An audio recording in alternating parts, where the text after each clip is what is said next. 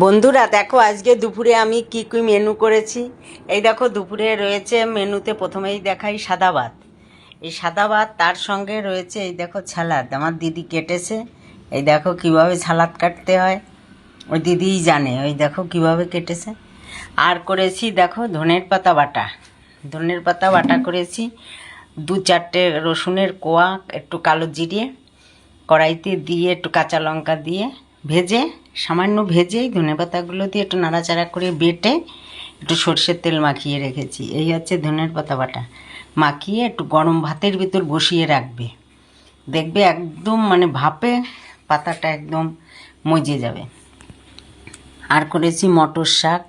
মটর শাক করেছি কড়াইতে তেল দিয়ে কালো জিরে, 2 কোয়া রসুন, কাঁচা লঙ্কা ফোড়ন দিয়ে মটর শাকগুলো দিয়ে নাড়াচাড়া করে পরিমাণ মতো নুন মিষ্টি দিয়ে এই যে মটর শাকটা রান্না করেছি। এই মটর শাক একদম তেল শাক করেছি। আগে একদিন দেখিয়েছিলাম মটর শাক শোল মাছ দিয়ে রান্না করেছি, একদিন দেখিয়েছিলাম সিম বড়ি বেগুন দিয়ে রান্না করা, আর আজকে দেখাচ্ছি একদম তেল শাক করেছি মটর শাকটাকে। আর করেছি এই যে ওলকপির ডালনা। ওলকপিটা ছোট ছোট করে এই যে কেটে প্রেশার কুকারে 2-3টে সিটি দিয়েছি, বেশ একদম নরম হয়ে গেছে, আলুর মতো গলে গেছে। তখন জল ঝরিয়ে নিয়ে তোমার কড়াইতে সর্ষের তেল দিয়ে তার ভিতরে জিরে, শুকনো লঙ্কা, তেজপাতা ফোড়ন দিয়ে আর একটু টমেটো দিয়ে এটাকে কড়াইতে ঢেলে দিয়েছি। ঢেলে দিয়ে একদম ভেজে নিয়েছি ওলকপিগুলোকে। ভেজে নিয়ে তার ভিতরে জিরে বাটা, ধনে বাটা আর দিয়েছি কাঁচা লঙ্কা 2টো আর দিয়েছি শুকনো লঙ্কার গুঁড়ো দিয়ে এটাকে ভালো করে কষেছি।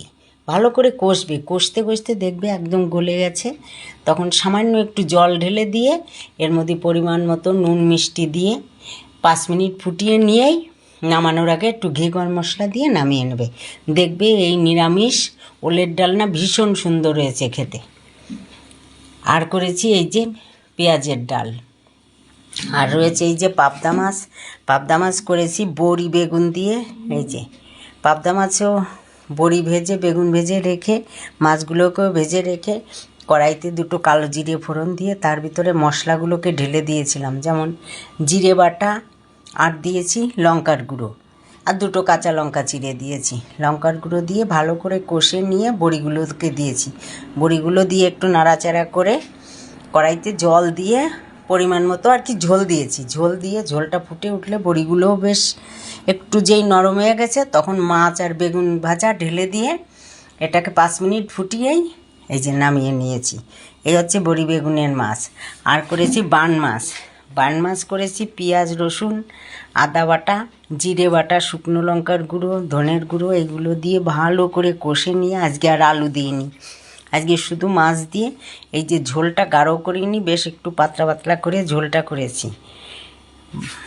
বান মাছগুলোকে তো ভেজে রেখেছিলাম। আর নামানোর আগে একটু ঘি গরম মশলা দেবে। ঘি গরম মশলা দিলে এটা দারুণ ফ্লেভার বেরোয়। আর পেঁয়াজ রসুন বাটার একটা ফ্লেভার বান মাছে একদম মাংসর মতো করে সুন্দর লাগে খেতে এই বান মাছ। এই হচ্ছে আজকে আমার দুপুরের রেসিপি।